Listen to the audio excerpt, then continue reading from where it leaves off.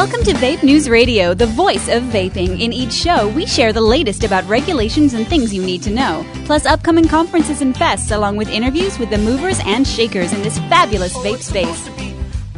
Are you looking to get into this ever-expanding marketplace? Do you want to master this industry? Listen up as Norm Bauer, the Vape Mentor, shares it all.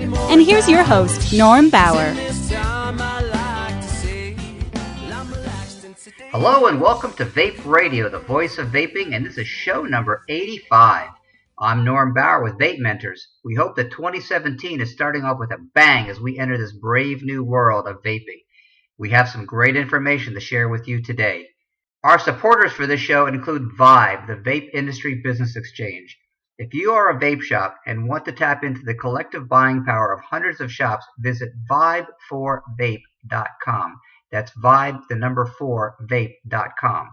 And if you are a liquid manufacturer of any size, they have options for you to help you stay compliant affordably and to expand your business model.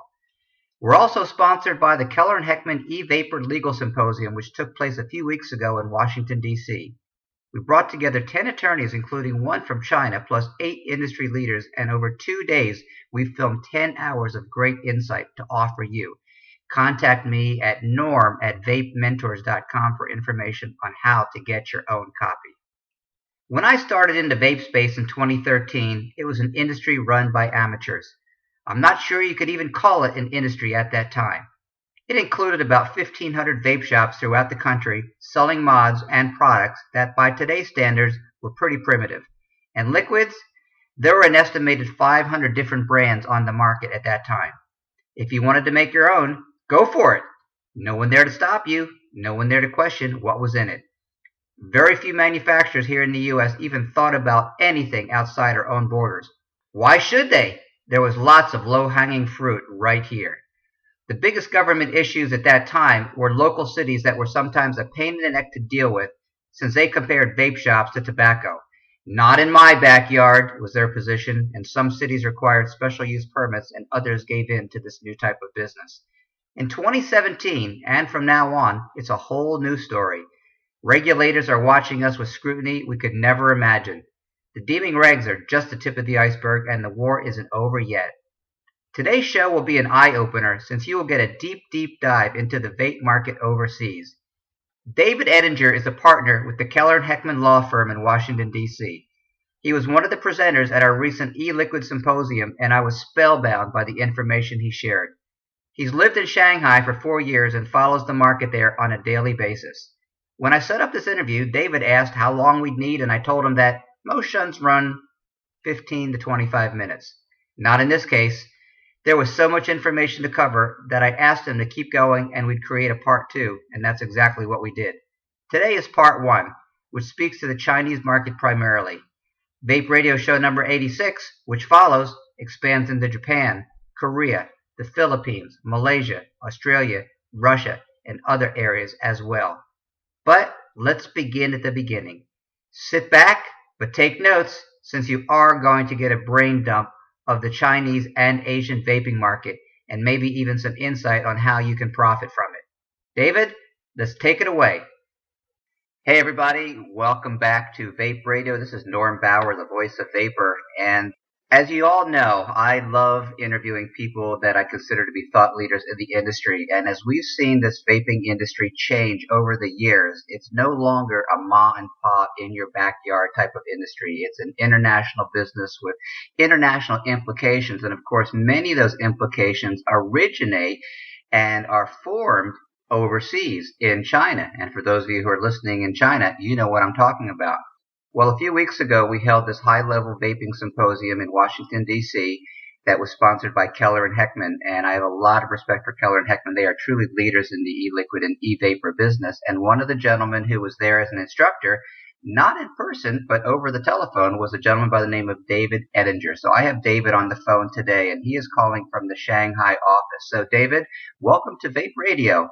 Norm, thanks so much for having me. I really appreciate it. We've got a significant time difference here, I think of around 16 hours, but I'm used to the late night calls and I'm happy to be with you today. And we're honored that you could join us. And so for those of you who, again, are not aware, he's overseas in Shanghai. I'm here in Southern California. So David, tell us a little bit about your experience within Keller and Heckman and within the e-liquid business. Was it like a very quick decision for the company to justify having an attorney on site there overseas? Yeah, great question. I've been in the Shanghai office since 2012, but the firm opened up the office in 2004. We specialize in a lot of different areas, regulatory areas, based in Washington, D.C., as you said, with particular emphasis on food safety, consumer products, and those types of regulations. And so when I came to Shanghai in 2012, it really had nothing to do with e-cigarettes or tobacco-related cigarettes. That being said, my partner and most people who are in this industry may know Azim Chowdhury, who has sort of become the expert in e-cigarettes and tobacco-related products. He's been doing this for many years. And on a return trip, I think it must have been maybe early 2013, after me having maybe just 6 months experience in Shanghai, it occurred to me that, and I'll talk about this because I'm sure you'll ask me about it, it occurred to me that, wait a minute, all these products are made in China and sent to the West. And I've got some experts in our DC office who at that time were dealing with all the regulations and still continue to deal with the deeming regulations and litigation that's going on in the States. And it just occurred to us that, we should team up here. We should have expertise on the ground on both continents. And so that's what we ended up doing in early 2013. Traditionally a food lawyer, food safety, food and drug, cosmetics, medical devices, things like this. But because of what was going on in the U.S., and as I'll probably touch on later during our conversation, what's going around globally, I almost had to get involved in e-cigarettes. And so I've been doing that now for about 3 years. And I will tell you, it's an absolutely fascinating area to be involved with, particularly here in Asia. I agree with you. As an entrepreneur for the last 4 decades, I've never been in any industry that is dynamic as this. It's funny that you mentioned 2013 because that, of course, was a pivotal year for me. And for those of you who are new to Vape Radio, that's the year that I walked into this mysterious shop and said, what the hell is a vape shop? Because I had not any experience in it. So as I learned the industry back in 2013, I was aghast at the lack of professionalism and the lack of standards. And as, of course, time went on, that wasn't the case anymore. And there was at one time, and probably still is, a very, very broad stigma against liquid. So I want to talk about several things, David. I want to talk about the e-liquid market, which of course is vast, and of course the hardware market, which is not quite as vast, but also very, very significant. And China, of course, is the dominant player when it comes to anything hardware related. But when it comes to liquid, people at one time were forced to get liquids from China because that's where they started coming from. Is there any type of quality control going on over there from a government level or just from a corporate level, or is it still kind of an industry that is not really respected and you probably should be very wary of? Well, okay, you jumped right into it, and that's fine. Because, tendency to do that. No, that's great. I think, in terms of what's going on in China, there is a lack of regulatory scheme at the moment. And if you give me maybe just a minute or two to give you the background on how China is controlling even just traditional tobaccos, it may follow your question, which is in China, there's a complete monopoly on tobacco. The two key agencies are the State Tobacco Monopoly Administration, also known as STMA, and the China National Tobacco Corporation, CNTC. And in the law, in the actual law in China, the government and these two agencies are given the complete authority to control all tobacco and tobacco-related products. And as a result of that control, and that control includes the production, the sales, the import, the export, and the distribution of tobacco. And those two agencies play different roles in that. But primarily, the STMA is in charge of overseeing full production and collection of revenue and taxes. And the government enjoys, I think the last figures I've seen is that in China, which most people know is the second largest economy in the world, soon to be number one, I think it's something like 6% of their revenue, their income, annual income, is generated from the tax on traditional tobacco. And so, wow. Yeah, it's a staggering number. It's, when you look at just what's happening here, you have to start with traditional tobacco and look what's happening. You have 350 million smokers. I think the numbers are something about 1 trillion cigarettes per year are smoked by consumers in China alone. The CNTC, again, this tobacco corporation that has this monopoly, they are sort of the servers of, if you will, of the tobacco brand. So in China, there are various provinces. Last count, I think 32 or 33 provinces, and then you have some autonomous zones and major cities like Beijing and Shanghai. But you have these various jurisdictions that each one of them have their own brand, and those brands are overseen by CNTC.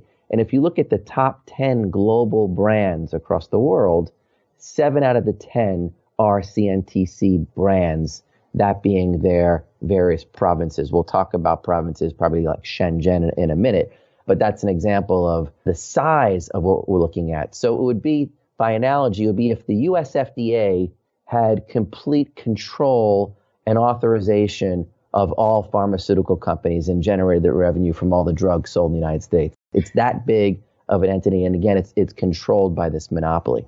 So just to put things in perspective, so within the major brands, within the provinces, 7 of the top 10 brands worldwide. So you're saying that some of those products are like larger sellers than, say, Marlboro, which is the number 1 seller, I thought, worldwide, certainly here with the United States. But the volume surpasses even that of a major brand like that, David?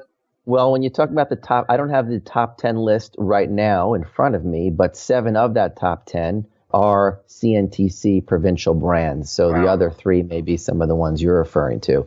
But you're looking at 40% of global consumption of cigarettes is taking place in China. So when you start to look at the numbers here of 350 million smokers, once you have that volume of people and the number of people who smoke, it almost becomes a given that they're going to start to control a large percentage of the market share. And that's really what's happening. But what makes it relevant to your question, Norm, is that because it's a monopoly, what's very important in China is what does that monopoly say it can control? And this is where it gets a little bit legalistic, but I can keep it very simple for you and the listeners because it actually is very simple. And it mirrors a lot of what's happening throughout the world, and in the US is no exception, which is what is the scope of that monopoly? And the monopoly, again, is for tobacco products. But when you look at the definition of tobacco, at least now, presently in China, it does not include e-cigarettes, e-liquids, or any of those types of related products and devices. It does not. So that means that the monopoly doesn't stretch out to those types of products. And therefore, right now, there are no regulations. And so when you ask me, what's happening in terms of oversight of e-liquids and the various devices, it becomes a bit of the Wild West in the East. And I referred to this earlier, but I think now it's important to look at it. You've got a 5 square mile area in the northwestern part of Shenzhen. Shenzhen, for those of you who don't know, is a province in the southern part of China, very close to Hong Kong. Many people, in fact, commute both ways between Shenzhen and Hong Kong. And there's a district known as Bao'an, which is in this 5 square mile area. I've driven through it, and it's like going through a very populated industrial park. But it consists of, last numbers I've read, 600 e-cigarette producers, and then you have hundreds of more of the suppliers of the tube casings or the circuit boards or the heating coils or the lithium-ion batteries. All the essential components that go with that e-cigarette device is also made in those various factories. And when I say factories, I think you got to put that in quotes because you can have someone in a factory with 20, 30, 50, 100 people producing this, or you can have a garage with 1 or 2 or 3 people who are producing some of these devices. And that's where things have been and can go terribly wrong because you've got reports now of various, for example, components, whether it's the e-liquids where the purity is quite low and quite poor, or you've got the devices where people are using, various types of paints that have heavy metals. And when you test some of these substances, and this goes to really impacting what's happening here in China globally, especially when certain sides are trying to debate the safety of these products, when you test some of these products that mostly can be made in a very inferior way, you start to see 20, 30, 40 different heavy metals in products that are in the vapor. And it's not added to the vapor, but it's coming from the device. So that lack of oversight, Norm, that you reference is a huge problem. And that's large in part due to the fact that there really is no regulatory oversight at the present day. Oh, thank you, David. That was a brilliant insight to a little bit of the background and the monopoly and how all the pieces fit together. So the reality of it is that, we here in the United States have several enemies, and I'm putting enemies in quotation marks. One, of course, is heavy-handed regulations, and the other one is the media.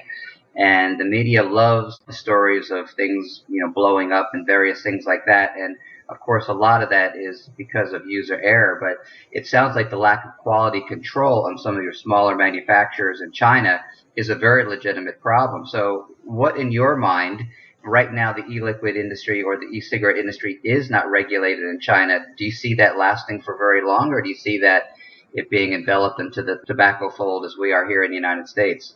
Right. So I think that if we were having this interview 5 years from now, Mike, I think we're going to be looking at a different response.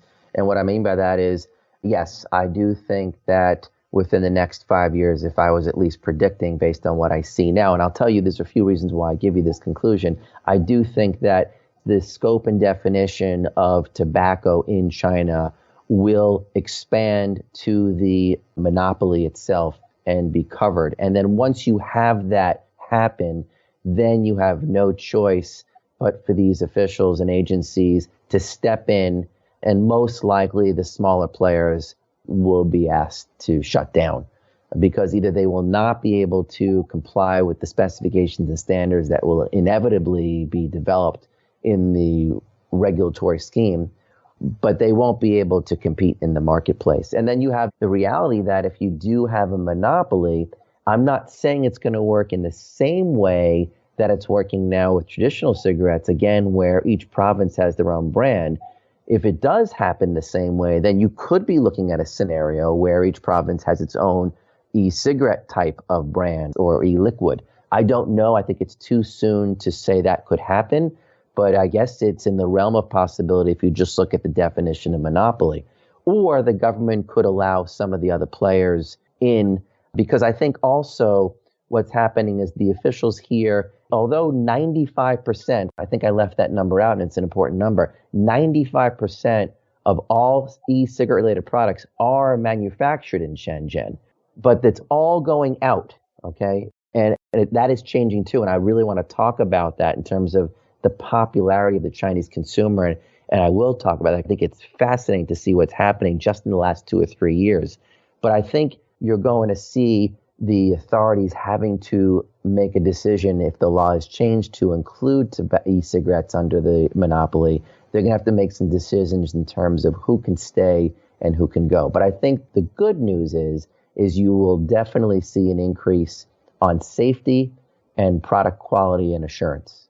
Well, let's hope so. So let's talk about the average Chinese smoker, because obviously in a lot of the world, cigarettes are readily available and affordable. And you don't have to go outside of television shows and movies to know that children are raised literally as small children. They're exposed to cigarettes. I saw that in Europe. I was blown away by how many young people were smoking over there, and it's probably just as bad in Asia. So 2 questions, David. One is the early adoption of tobacco, and we're just going to use regular tobacco, smoking tobacco, as that definition.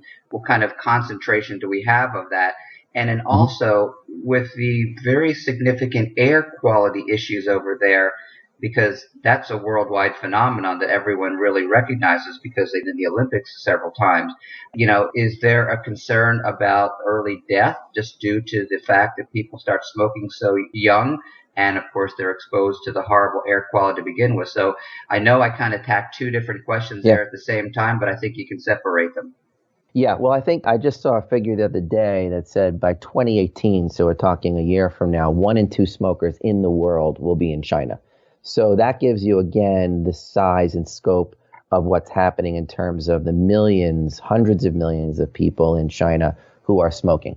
And I can tell you from my own personal experiences from, walking the streets, if you will, the last 4 years, it probably mirrors we were maybe in the 60s and 70s and maybe even early 80s in the States, where there's a lack of control and oversight in terms of, where people smoke. I will say that in the major cities, although the enforcement has been somewhat weak, there are certainly rules where you cannot smoke in a restaurant. Now, a sort of Western restaurant would enforce that, but if you're talking about a dumpling shop, I've been inside dumpling shops where the chef has no shirt on and he's smoking a cigarette. And, and this is Shanghai. So, once you start moving to the second, third tier cities, it becomes more and more egregious. There's millions of examples. One that also comes to mind is I have 3 children here in China with me, and I distinctly remember on many occasions going in with my young boys to the bathroom, and when we went to sort of wash our hands to reach up at the soap dish was an ashtray with cigarettes, not only sitting in the it's not an ashtray, in the soap dish, but also the cigarettes still ignited so that, you're breathing this lovely cigarette smoke in when you're just trying to wash your hands. So there clearly is this culture, as you say, of maybe just a lack of concern for first or secondhand smoke. People, in fact, as part of their culture, sitting around a dinner table smoking is a social event. And again, that's probably where it was 20, 30, 40 years ago in the States. I can remember as a young boy flying on an airplane and going to the bathroom in the back there. And when you go through the back room, it was just a cloud of smoke. So you certainly see moments of that here in China. It's just part of the culture. And the other factor is it's extremely cheap. I think I do not smoke myself, but I think you get a pack of cigarettes for $1, equivalent of a US dollar, $1.50. I think it's maybe 20 times that now in the States. But you've got those factors of it's in the culture and it's cheap and it's being widely distributed. Now, unless you've got a follow-up question, that I'd love to switch to, why I think we're going to start to see a switch. Yeah, I would love to explore that. So from a government's position, do they have any concern about the safety of their citizens, or just because of the massive numbers, they tend to be very aloof about it? Is there any recognition of the fact that their citizens are at risk due to, air quality, of course, the average person can't do anything about, but they can regulate it to whatever degree. But it seems to be that as a civilization, even though they have massive numbers to start, that there would be some concern for the health of their citizens. Yeah, there are definitely some laws in place now that absolutely ban the smoking of cigarettes or otherwise in public places. Now, the enforcement, again, it varies from where you are, of course, but in some cities it's more strictly upheld than others. But there certainly is that lack of oversight and discipline. So you do see it. It's a little bit discouraging to see that smoking is so rampant over there. So let's talk about where you see the future going as far as regulations, because here in the United States, of course, most of our listeners are here in the U.S., followed by the U.K. being secondary. So when it comes to hardware, of course, it's pretty much a foregone conclusion that hardware is coming from China. And do you see a lot of innovation taking place over there, or do you find it being initiated by American designers who are going there simply for the production standpoint? So I think as far as China is concerned, they have a tremendous sense of curiosity about a lot of things. And I think I would equate the curiosity for e-cigarettes, e-liquids to what I saw when I first arrived here in China, which was in 2012. You really didn't see too many people with a smartphone. And yet, where were the smartphones made? They were made here in China and again exported out west. And yet their own people were not purchasing those types of devices. And then here you are 3, 4, 5 years later, and not only does everyone have a smartphone, but now they have 2 or 3. And because they realized that, well, wait a minute, we're making it here. Why are we just exporting it? Let's keep it here and utilize it. And you see what from those numbers, if you look, I think 2013, there was a 150% increase in e-cigarette users. In 2014, a 260% increase in e-cigarette users. The fact that you've got cross-border e-commerce and companies are able to sell to consumers online has tremendously increased the market. And statistics say that for every 1% increase from going traditional to e-cigarette, net gain of $5 billion US dollars in the e-cigarette business. So, the potential is huge. And I think what you're seeing is, if I were to mention companies like Huawei or Xiaomi, you or most of your listeners probably don't know who those two companies are. But those two companies are selling many more smartphones than Apple is. And they've been doing that now for about 2 years. That's because they were able to cut back the price, and they were able to sort of say, wait a minute, we could do that and sell it to the domestic consumer without having to ship it over. And so they've taken the market share for smartphones. So I think you're going to say this thing kind of happen in the e-cigarette market. And what's happening, again, there's a great analogy, I think, between iPhones, smartphones, and e-cigarettes, because if you even look at the progression, evolution of e-cigarettes, it's become, in terms of its appearance, pretty cool looking. So what I mean by that is, in fact, just the other day, someone told me here in China that they knew about these cigalites, I think they're referred to, the ones that actually look like a cigarette. A few individuals, probably in their mid-30s, said to me, oh yeah, we never even got into that because it didn't look too cool to have that red light or that purple light at the tip. But now that we have these devices that look like these Montblanc pens or these smartphones, and I don't mean to be plugging these companies unnecessarily, but it appeals to the consumer. And so while, yes, the older generation is still going to have their way with traditional cigarettes, the younger generation is switching pretty much in the center of the city here. And 2 years ago, there was not one vape shop. There are now 4 vape shops within a 1-block radius of my apartment. One looks cooler than the next. They all have the great neon lights. They look like, some of them look like these beautiful perfume shops. And you walk in, and I've done this because obviously I'm in this area now, both in the law and my geographic location here. And, you see these young kids. It's almost like they're at the bar having a beer, but they're, vaping. And I'm sure you've been seeing that happen in the US for the last few years, but it's the last year or two here. So there's no question that the younger generation is shifting, and we're going to see a tremendous, I think, increase in e-cig. Well, it's interesting because what you just described is exactly what we have seen here in the United States. So, David, I'm going to ask you to do something I've only asked of 2 other people in the history of Vape Radio. I'm not going to sing for you. Please don't ask me to sing. No, but here's what's interesting is that I've been doing the show for 4 years. We're almost up to 90 shows, and there's only been a few interviews that I felt really warranted part 2. We have, ladies and gentlemen, for those of you who are listening, we haven't even talked about Singapore, Japan, South Korea, Australia, New Zealand. And so if you could, I would love to be able to kind of bring a conclusion to this segment right here and then bring another segment on. And I'd love to be able to explore some of the other areas. Can you afford us that time to be able to share? Absolutely. Absolutely. All right. So before we do that, I want to end with one particular note before we leave the great continent, the great industry, the great phenomena that is known as China. So many of the people who are here listening to the show right now, they want to do business in China because of the theory that with 6 billion people, if you only sell 0.01% or something like that, you're going to be able to get a foothold. But the reality of it is that from an American manufacturer standpoint, should they, quote unquote, go after or seek the Chinese market, or is it just too insurmountable? If you were giving recommendations from a business or marketing standpoint, is there a market there for American businesses to pursue? Well, I'll give you the good news and the bad news to respond to that. I think the good news is that you will have a much better sense of the answer to that question probably within the next year. I think that the authorities are going to make a decision on this. So I think this is a country that you absolutely have to watch. But with some areas like food law or, the regulations here are going to dictate what happens to industry. I think we're seeing the same thing in the United States with deeming regulation and the challenges that industry is doing now there.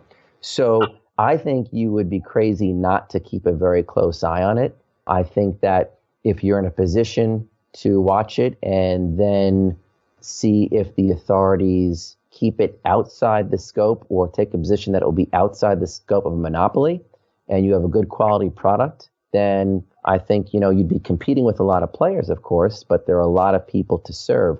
So if you have a product that is a little bit different and can catch the eye and what the Chinese consumer likes, this is no different, Norm, than what McDonald's had to do, Kentucky Fried Chicken had to do when they came here. KFC was the first one to get it right, really, because they added rice to the menu. So they understood. I call it almost like, everyone knows IQ and people know EQ, emotional intelligence, but there's also CQ, cultural intelligence.